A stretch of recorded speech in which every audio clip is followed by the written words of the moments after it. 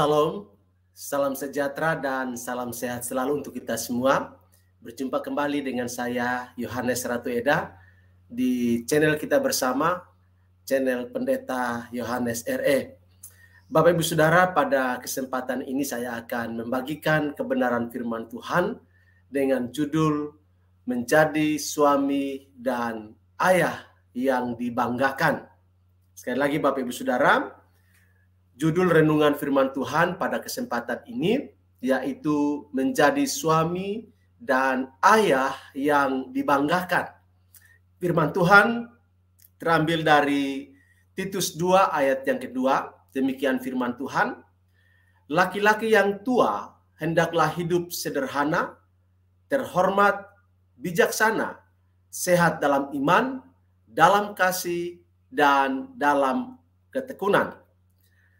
Nah, Bapak Ibu Saudara, pertanyaan mendasar bagian pertama yang perlu diajukan ialah, benarkah saya adalah suami yang dibanggakan? Ini sebagai sebuah pertanyaan evaluatif bagi setiap laki-laki yang sudah berkeluarga, menyandang predikat sebagai suami. Benarkah saya adalah suami yang dibanggakan? Siapakah yang membanggakan kita sebagai suami? Tentu istri dan anak-anak, juga keluarga. Ini pertanyaan pertama. Kemudian pertanyaan mendasar yang kedua. Benarkah saya adalah ayah yang dibanggakan? Ini juga menjadi poin penting bagi setiap suami, setiap ayah untuk melakukan sebuah refleksi, perenungan tentang perjalanan kehidupannya sebagai seorang ayah.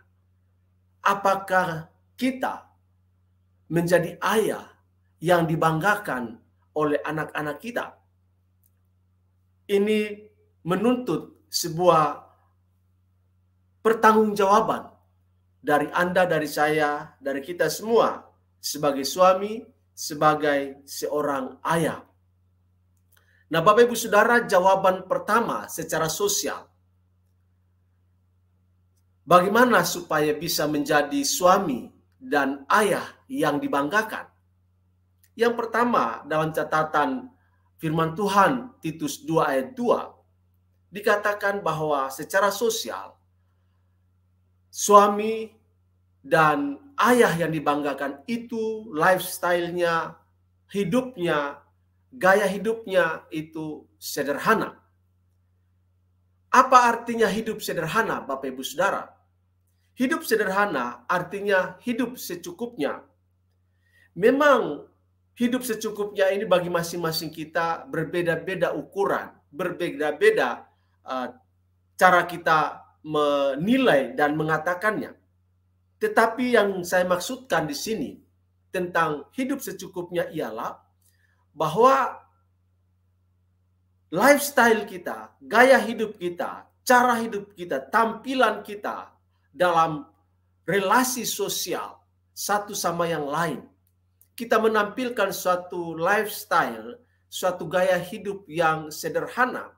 Walaupun kita bisa punya kekayaan, punya harta yang dengannya kita bisa tampil mewah, tampil megah. Tapi sebagai orang percaya, sebagai orang Kristen, sebagai suami, sebagai seorang ayah di dalam Kristus, bagaimanapun hidup kita mewah, tetapi marilah kita kembangkan sikap hidup yang sederhana, hidup secukupnya. Tetapi juga jangan memaksakan diri. Kalau memang kita hidup sederhana, jangan paksakan diri untuk hidup mewah. Tetapi hidup sederhana di sini bukan berarti menurunkan kualitas hidup kita. Hidup sederhana menunjukkan justru ada kualitas karakter yang ada di dalamnya yang kita mau tampilkan secara sosial kepada istri, kepada anak-anak, pada keluarga, kepada rekan sejawat, rekan bisnis, rekan pelayanan. Kita menampilkan suatu hidup yang sederhana. secara sosial. Sehingga dengan gaya hidup yang demikian, yang kita perlihatkan oleh karena pemahaman kita tentang Kristus yang mengasihi dan mencintai kita, maka gaya hidup kita, gaya hidup yang secukupnya. Itu sebabnya Tuhan Yesus dalam doa Bapa kami mengajarkan, berikanlah kami pada hari ini makanan kami yang secukupnya. Karena itu Bapak Ibu Saudara, kata secukupnya merupakan satu kata yang memang membantu kita merasa puas dengan apa yang Tuhan anugerahkan bagi kita. Di tengah-tengah kehidupan banyak manusia yang merasa tidak cukup, merasa serba kurang, itu harusnya kita hadir menampilkan satu cara hidup yang sederhana, yaitu hidup secukupnya. Kemudian yang berikut Bapak Ibu Saudara, hidup sederhana artinya bahwa kita melihat hidup ini dari perspektif yang lebih luas dan bernilai kekal. Ya, artinya bahwa dari perspektif Allah dan kepentingannya, itulah yang kita harus lihat dalam kita menjalani kehidupan kita, menjadi suami dan ayah yang dibanggakan. Maka kita harus melihat hidup kita dari perspektif yang lebih luas dan memiliki nilai yang kekal, di mana Allah anugerahkan hidup kepada kita. Allah berikan berkat-berkatnya bagi kita. Maka semua itu kita harus melihatnya dari perspektif Allah dan kepentingannya selama kita hidup di dalam dunia ini. Kemudian yang berikut, hidup sederhana juga artinya bahwa tidak berarti tanpa kenikmatan. Ya, hidup sederhana bukan berarti kita kehilangan kegembiraan, kehilangan kesukacitaan ya di dalam hidup. Tidak. Karena Pengkhotbah 2 ayat 24 mengatakan, tak ada yang lebih baik daripada makan dan minum dan bersenang-senang dalam jerih payahnya. Aku menyadari bahwa ini pun dari tangan Allah. Jadi Bapak Ibu Saudara, hidup sederhana bukan berarti kita kehilangan kebahagiaan, kita kehilangan kegembiraan, kita kehilangan kesukacitaan. Tapi justru dalam kesederhanaan itu kita beria-ria, kita happy, kita sukacita karena kita tahu bahwa semua yang kita peroleh itu dari Tuhan Allah kita. Kemudian yang berikut Bapak Ibu Saudara, hidup sederhana artinya bukan berarti tidak perlu bekerja sebaik-baiknya, ya. Jangan karena kita menginginkan hidup sederhana baru kita bekerja sembarangan, tidak juga. Pengkhotbah pasal 5 ayat 11 dikatakan, enak tidurnya orang yang bekerja, baik ia makan sedikit maupun banyak, tetapi kekenyangan orang kaya sekali-kali tidak membiarkan dia tidur. Nah, Bapak Ibu Saudara, secara sosial, menjadi suami dan ayah yang dibanggakan, kita memang harus bekerja sebaik-baiknya, bekerja maksimal, bekerja optimal, bekerja efektif, efisien, kreatif, inovasi, yang menghasilkan sesuatu yang bernilai bagi kehidupan kita. Oleh karena itu Bapak Ibu Saudara, marilah kita bekerja dengan sungguh-sungguh, dengan serius dalam seluruh bidang panggilan kehidupan kita masing-masing. Kemudian yang berikut, hidup terhormat. Menjadi suami, menjadi ayah yang dibanggakan secara sosial, kita harus hidup terhormat. Nah, bagaimana supaya bisa menjadi suami, ayah yang dibanggakan dan dia hidup terhormat? Maka dia suami dan ayah yang benar adalah orang-orang yang terhormat, sebab kita merupakan warga kerajaan surga. Kata hormat sejajar dengan kata kemuliaan atau glory. Karena itu hidup kita haruslah mulia. Mulia di hadapan Tuhan, mulia juga di hadapan sesama. Terhormat di hadapan Tuhan, terhormat juga di hadapan sesama. Terhormat di hadapan istri, terhormat di hadapan anak-anak kita. Nah, apa yang akan membuat hidup kita terhormat, Bapak Ibu Saudara? Kita harus mencintai kebenaran. Seorang suami, seorang ayah yang menjadi kebanggaan istri, kebanggaan anak-anak, kebanggaan keluarga adalah suami yang hidupnya mencintai kebenaran. Dikatakan dalam Yohanes 8 ayat yang ke-32, dan kamu akan mengetahui kebenaran, dan kebenaran itu akan memerdekakan kamu. Jadi seorang suami, seorang ayah yang mencintai kebenaran, maka hidupnya akan terhormat. Tetapi seorang suami, seorang ayah yang tidak suka kebenaran, yang tidak mencintai kebenaran, jauh dari kebenaran, maka bisa dipastikan hidupnya tidak terhormat. Hidupnya, jangankan orang lain menghormati, istri, anak-anaknya pun tidak akan menghormati dia karena dia tidak dekat dengan kebenaran. Hidupnya tidak dikuasai oleh kebenaran. Nah, Bapak Ibu Saudara, secara sosial, seorang suami, seorang ayah yang dibanggakan ditandai dengan ia mencintai kebenaran. Kalau suami, ayah mencintai kebenaran, maka itu akan terimpartasi kepada istri, kepada anak-anak. Rohnya itu sama, yaitu mencintai kebenaran. Kemudian, hidup terhormat juga adalah menghormati pernikahan. Menjadi suami, menjadi ayah yang dibanggakan.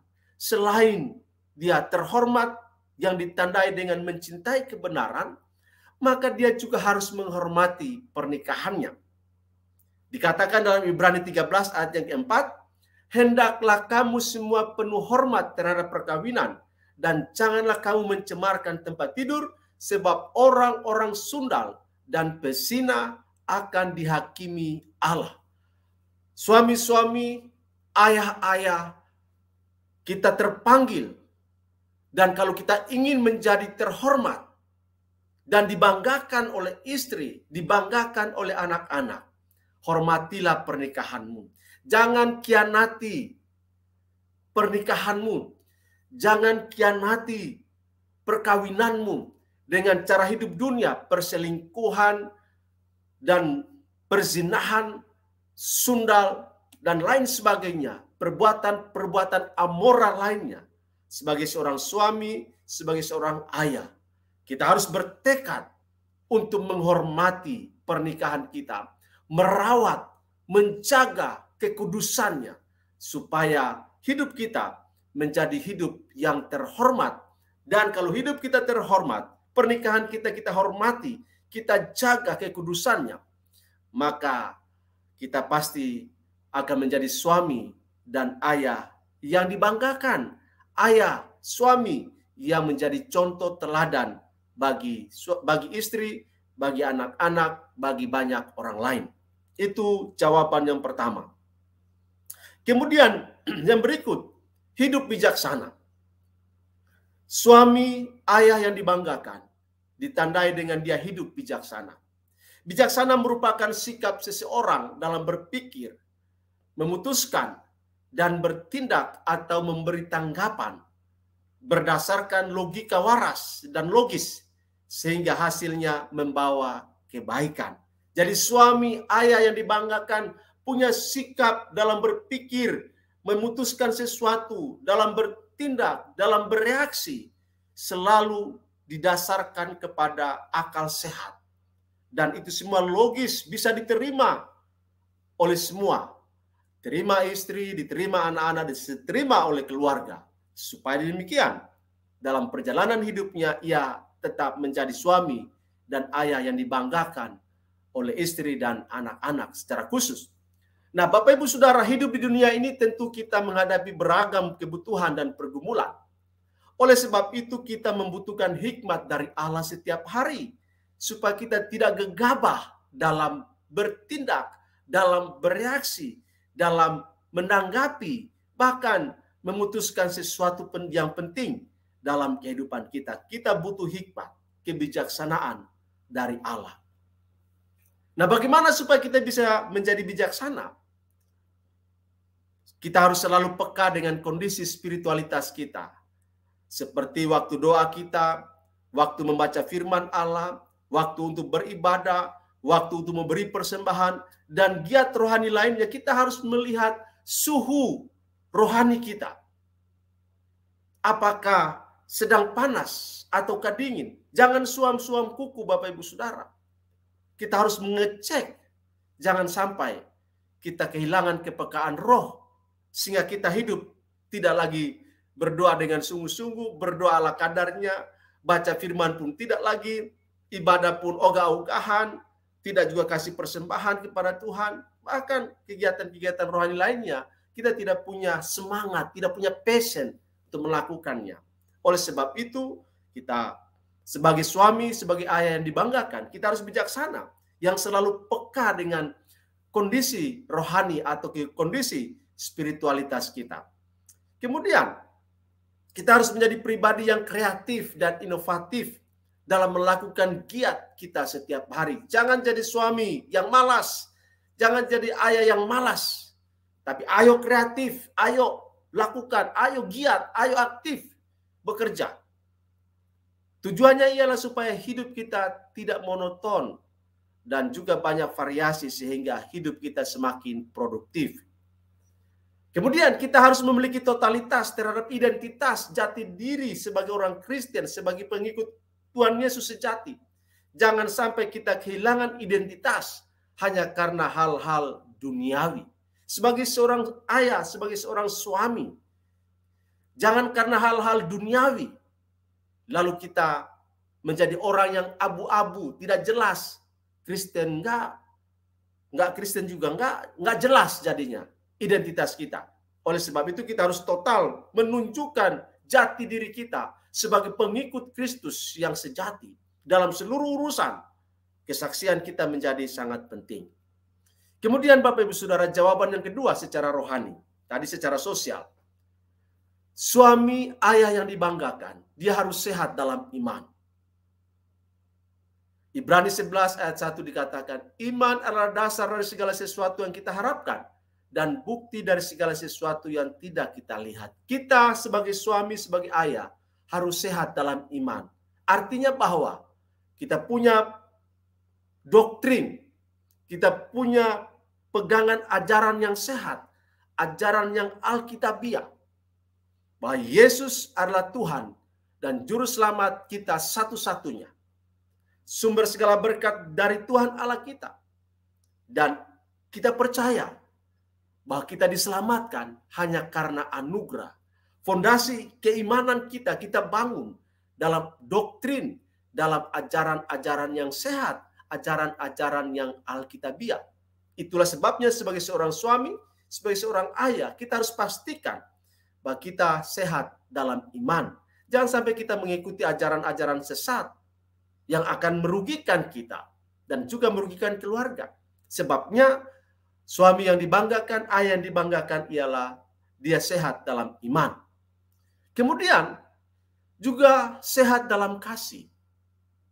Jawab Yesus kepadanya, kasihilah Tuhan Allahmu dengan segenap hatimu dan dengan segenap jiwamu dan dengan segenap akal budimu. Itulah hukum yang terutama dan yang pertama. Seorang suami, seorang ayah yang dibanggakan, dia harus sehat dalam kasih. Kasihnya kepada Allah secara vertikal. Dia harus mencintai. Dia harus mengasihi Tuhan Allahnya dengan sepenuh jiwa raganya. Dengan sepenuh-penuhnya kemampuan, pengetahuan, skill yang dia punya. Seluruh keberadaan hidup seorang suami, seluruh keberadaan hidup seorang ayah adalah kasihnya yang begitu luar biasa kepada Allah secara vertikal. Kemudian, dan hukum yang kedua yang sama dengan itu ialah kasihilah sesama manusia seperti dirimu sendiri. Pada kedua hukum inilah tergantung seluruh hukum Taurat dan kitab para nabi. Nah Bapak Ibu Saudara, selain kita mengasihi Allah secara vertikal, maka kita juga harus mengasihi istri, mengasihi anak-anak, mengasihi keluarga, bahkan mengasihi sesama kita. Jiwa-jiwa yang masih dalam kegelapan kita cintai, kita kasih, kita bantu, kita bawa mereka kepada terang Allah yang ajaib di dalam Yesus Kristus. Itulah tugas panggilan kita, tugas misi kasih kita kepada dunia, kepada sesama. Mulai dari skop yang paling kecil keluarga kita, Yerusalem, Yudea, Samaria, dan sampai ke ujung bumi. Itulah yang perlu kita tumbuh kembangkan. Karena memang kita harus sehat dalam kasih. Kemudian kita juga harus sehat dalam ketekunan. Iman dibuktikan dengan kasih. Dan kasih harus dilakukan dalam ketekunan. Mengasihi Allah bukan hanya pada saat kita punya masalah, kita all out dengan Tuhan. Tetapi setelah masalah kita selesai, kita ogah-ogahan kepada Allah. Tidak. Begitu juga dengan keluarga kita. Di saat kita baik-baik saja, kita mengasihi. Tetapi ketika kesulitan terjadi, kasih kita menjadi tawar, menjadi dingin. Itu juga tidak boleh. Karenanya dibutuhkan ketekunan dalam mengasihi Allah. Ketekunan dalam iman. Dalam ajaran-ajaran doktrin-doktrin yang benar. Ketekunan dalam kasih, mengasihi Allah. Dan mengasihi keluarga kita, mengasihi sama kita. Itu berkelanjutan. Oleh karena itu sebagai seorang suami yang dibanggakan, menjadi suami yang dibanggakan oleh istri, oleh anak-anak. Secara sosial, kita itu hidup sederhana, terhormat, bijaksana. Kemudian secara rohani, sehat dalam iman, sehat dalam kasih, dan sehat dalam ketekunan. Kiranya Bapak Ibu Saudara, kebenaran firman Tuhan ini secara khusus bagi suami-suami, bagi ayah-ayah yang mendengarkan firman Tuhan ini. Mari kita koreksi diri kita. Apakah kita menjadi suami yang dibanggakan oleh istri? Apakah kita menjadi ayah yang dibanggakan oleh anak-anak? Masing-masing kita menjawabnya. Kiranya Tuhan menolong kita supaya kita betul-betul di tahun yang baru ini menjadi suami dan ayah yang dibanggakan. Sampai bertemu dalam renungan firman Tuhan selanjutnya. Salam sejahtera dan salam sehat selalu untuk kita semua. Tuhan Yesus memberkati dan shalom.